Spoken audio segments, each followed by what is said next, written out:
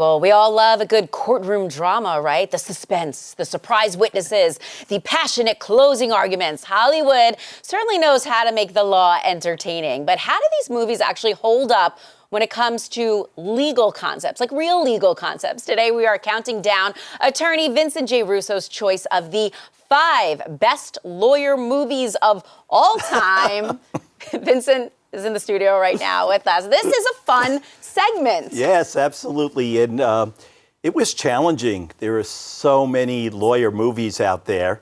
And so I had to think about, well, which were the ones that were most inspiring, most realistic about what really happens when you are dealing with the law and dealing with courtrooms and et cetera.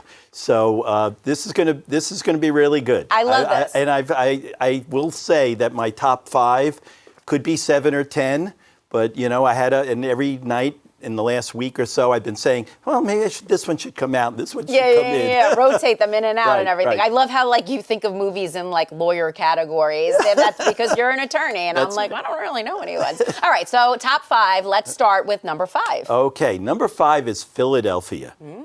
This movie was incredible and groundbreaking. It dealt with workplace discrimination, the wrongful termination of Andrew Beckett because of his health status and his sexual orientation.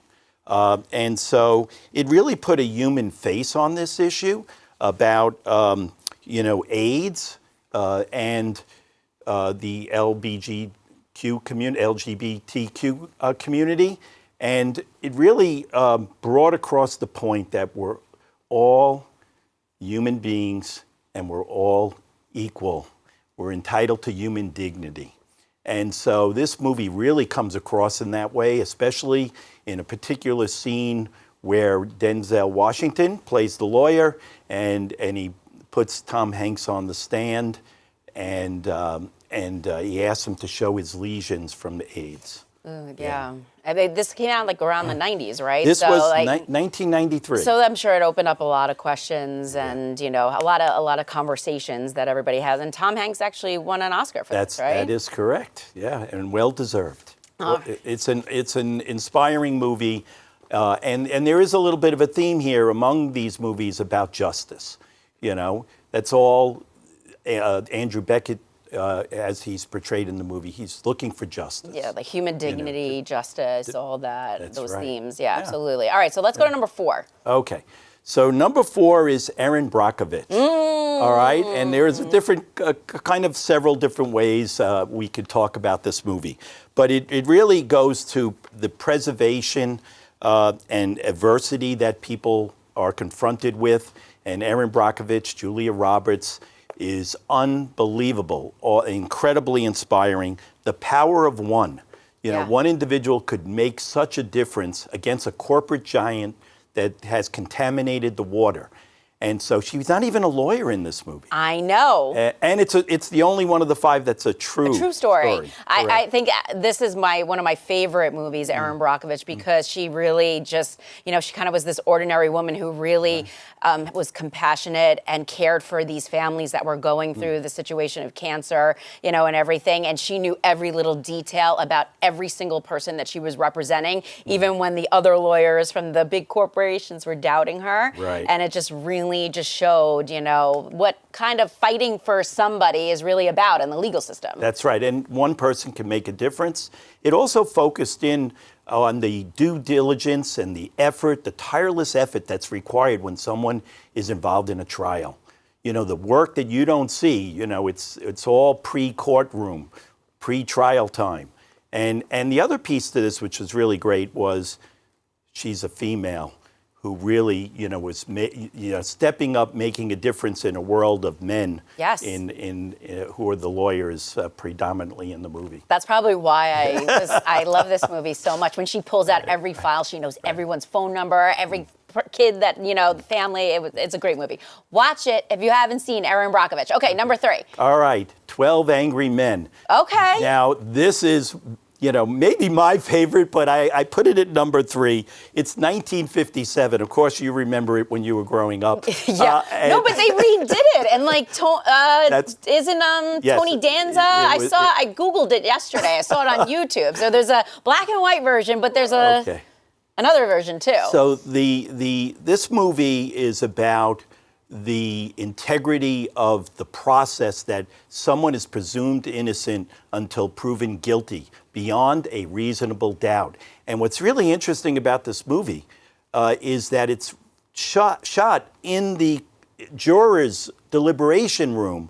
There's just one short scene about being in the courtroom. So it's all about what happens in the jurors' room. And one man, it was Henry Fonda, the actor, who stands up and questions whether this person had committed this crime. And there's an incredibly compelling scene where they're saying, you know, the knife can be identified to the killer here, the alleged killer. And Henry Fonda says, well, wait a second, anyone could buy this knife.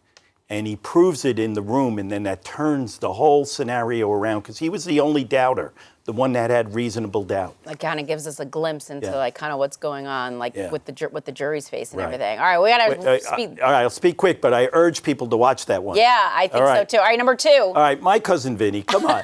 I mean, I had to pick it. You know, I'm a Vinny, but I had to pick it I was because gonna say, Vinny, it is like one of my favorite comedies. And what's great about it, and I'll be real quick because I know we're running out of time, is that this really shows how evidence is the rule of evidence in the courtroom.